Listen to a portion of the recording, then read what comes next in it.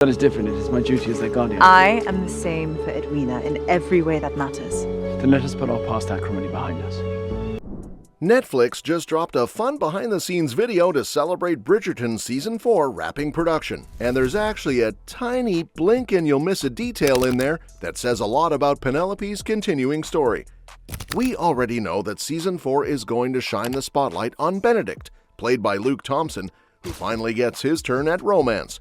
This time around, he falls for a mysterious masked woman, Sophie Beck, played by Yaren Ha, at his mother's famous masquerade ball. Even though Benedict and Sophie will obviously be the main attraction this season, the rest of the Bridgertons aren't just going to fade into the background. That includes Nicola Coughlin's Penelope, who finally got her happy ending with Benedict's younger brother, Colin, back in Season 3. In Netflix's new rap video, you can see pretty much the entire cast, including new faces like Yaren Ha, Michelle Mao, Isabella Wei, Katie Lung, and Masali Baduza, changing out of their fancy Regency costumes into their much comfier modern clothes. But one small detail jumped out for fans paying close attention. Nicola Coughlin's trailer is now marked Penelope Bridgerton instead of Penelope Featherington. It's a sweet, subtle nod to how her life has moved forward. So what does that mean for Season 4? Well, Bridgerton is very much an ensemble show. Even when a season zeroes in on one sibling's romance, past leads usually pop back up. Sure, Daphne was missing in Season 3, and her husband has been out of the picture since Season 1, but we already know Penelope, Colin, Anthony, and his wife Kate are all set to return.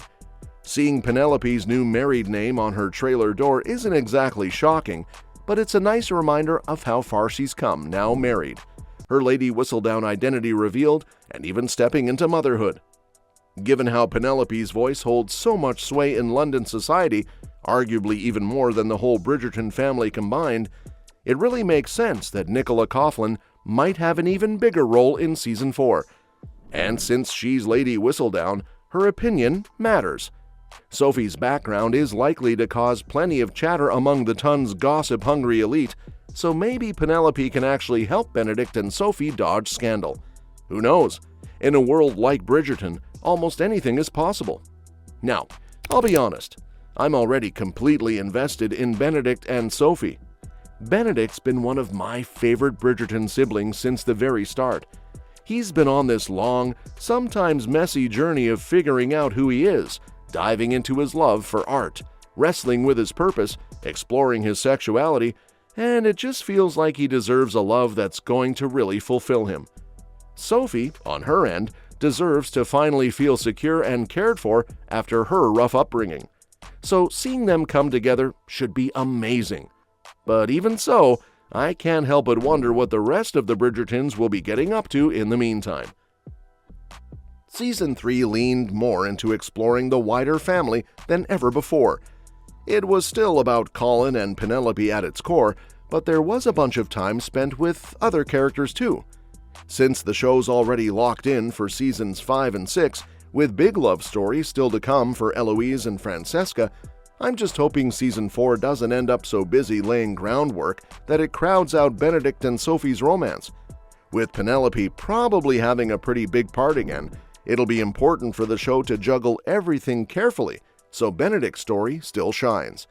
That's especially crucial because Season 4 isn't just Benedict's season, it's also the last real chance the show has to tee up Eloise's future romance from the books. Julia Quinn's novels tend to be pretty focused on whichever Bridgerton sibling is due to fall in love, while the Netflix version weaves everyone's storylines together. That's meant some pretty big shifts from the books, though the show has usually tried to keep the same endgame couples, just tweaking names and backstories to fit its more diverse world. Still, Bridgerton has definitely started taking bolder swings. Look at how they changed Francesca's storyline. Her second great love is now Michaela instead of Michael, which completely reimagines that pairing. Eloise, too, got a fresh spark with her intellectual connection to the printer's apprentice, Theo.